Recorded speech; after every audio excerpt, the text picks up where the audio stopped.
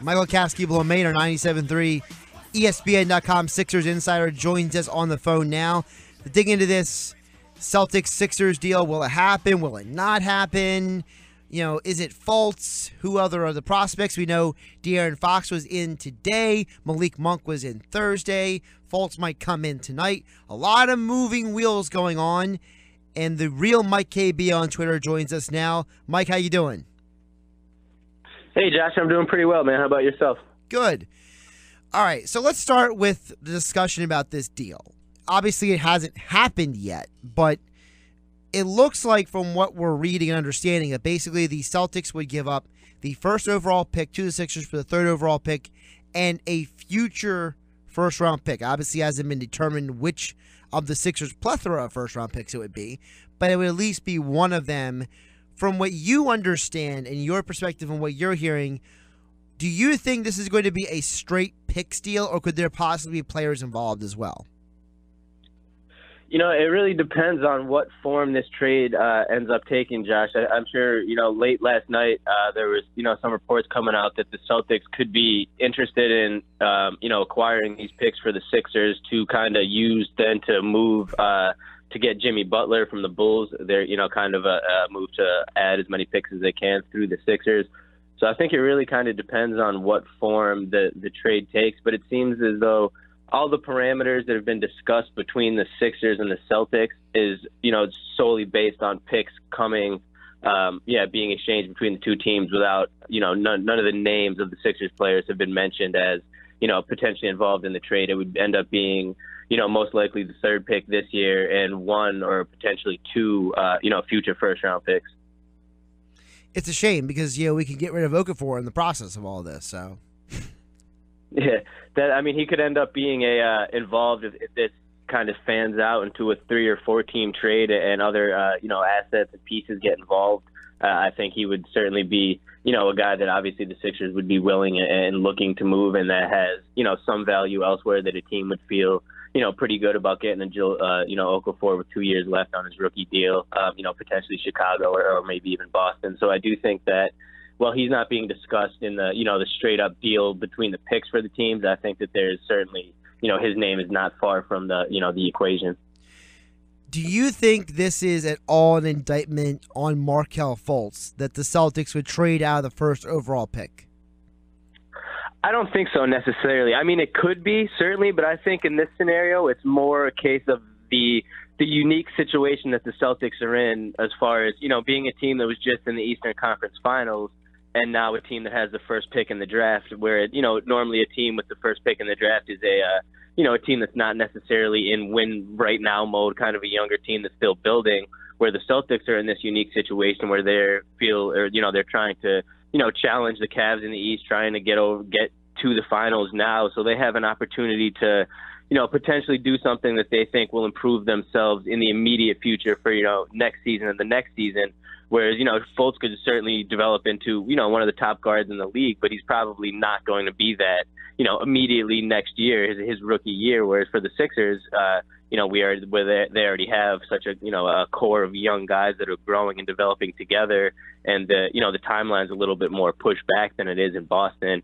I think something like that factors into it way more than the individual skill set of Fultz for the Celtics. Hey, Mike, Deshaun.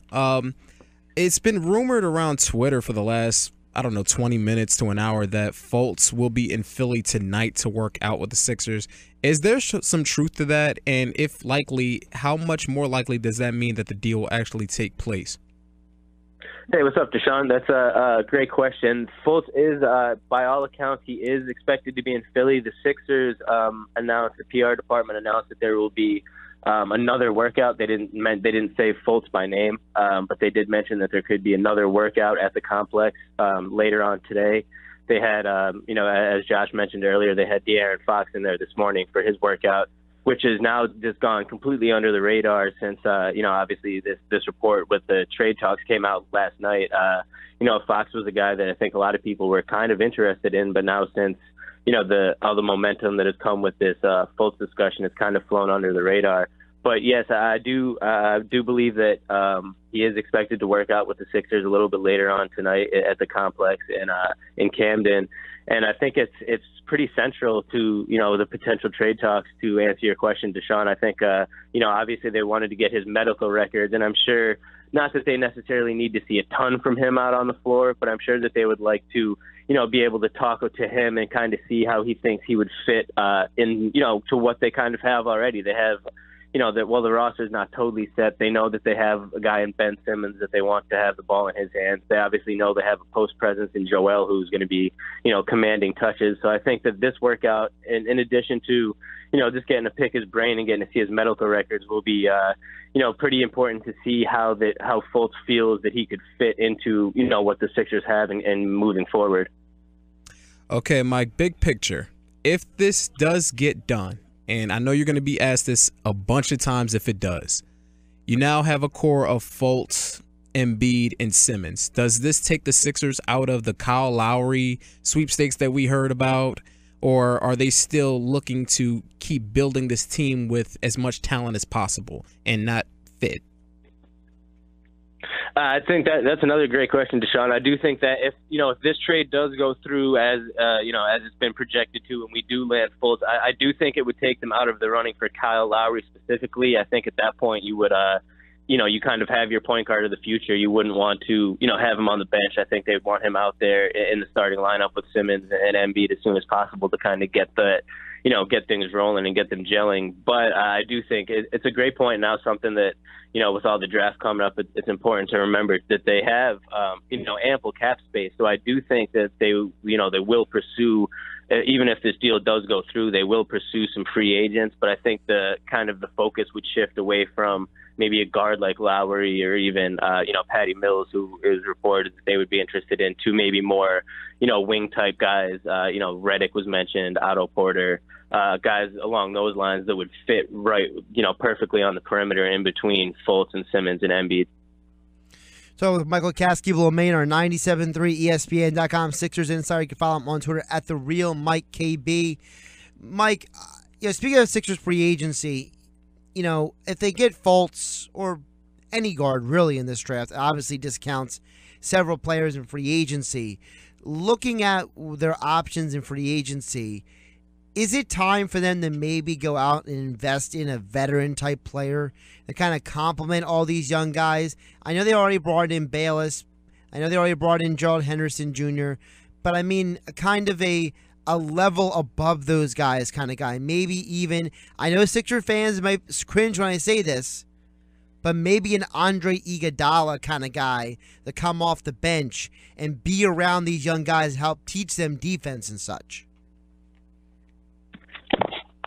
Yeah, absolutely, Josh. I do think that it's something that they're, certainly going to be interested in and looking at. I think, Brian Colangelo, since he's taken over, he's been pretty, he's been, not trying to spend the money frivolously that Sam kind of built up. He hasn't been throwing, just contracts around it to get someone to come to Philly. I think that will kind of continue, but I do think, I'm sure if you remember at the end of last year, there was reports that the Sixers were trying to get, a guy like Ginobili. They were trying to outbid the Spurs for, Ginobili. Jamal Crawford was another guy from the Clippers at the end of, free agency last summer that they were rumored to be going after. Both of those guys fit a need on the floor as far as, a shooting guard that could spread the floor, and also would bring, potentially would have brought that veteran presence. So I think that is something they would be looking to bring again this year. Obviously, J.J. Redick is a guy that's been mentioned a bunch of times in relation to the Sixers. Patty Mills, depending on, what they do in the draft, could be another guy. I think, Iguodala, I'm sure, a lot of people would welcome back with open arms now, especially since, what he's been able to accomplish elsewhere. And now the fact that, if he were to come back to Philly, he would not obviously be looked at as, the guy that would have to carry the team kind of as he was. He was the guy right after Iverson that was supposed to be the next star to carry this team, and that wasn't really ever his game or his role. If he were, if he just happened to come back to Philly now and he could just fit in amongst all of the young studs that they have, I think it would be a lot better, situation for him where he would fit in better. With that being said, I totally expect him to remain and sign in Golden State. But, yeah, I do think that they will look, if not maybe not a superstar level player this summer, I don't think they might not be there yet where there's some of the biggest name max contract guys that they'd be looking to, but a step below that for some veteran presence to kind of balance out, what they have going on with the young core going forward, I think is definitely something that they'd be interested in doing. I got two more draft-related Sixers questions as we wrap up here with you, Mike. First one is, which of the top draft prospects, obviously Fultz, I personally think Fultz, the team he fits best would be the Sixers. That's what I believe about his skill set and what the Sixers have. Which of the other prospects do you think are the best fits considering what the Sixers have already built and developed here? There's that. I mean, I think when you look at what the Sixers have, they have a need. They need a guard and they need a go-to wing guy. For me, I think Fultz, obviously, that was a guy that is, he's top draft board since, basically the college season ended, and for a reason. I do think he would be, like you said, I think he, out of the teams in the top of the draft, I think he fits the best with the Sixers. Obviously the Celtics with the backcourt of Isaiah Thomas and Avery Bradley already, and the Lakers already have, D'Angelo Russell, Jordan Clarkson. I think that there's just the best fit for Fultz in Philly. Outside of him, obviously, De'Aaron Fox is a guy that climbed up draft boards, and, he's another guy that would project to fit pretty nicely next to Ben. He could play, he could initiate the offense as a point, but also kind of space off and play off Ben if he was the one running the offense and help, relieve some of the pressure off Joel in the post. I think he would be a good fit.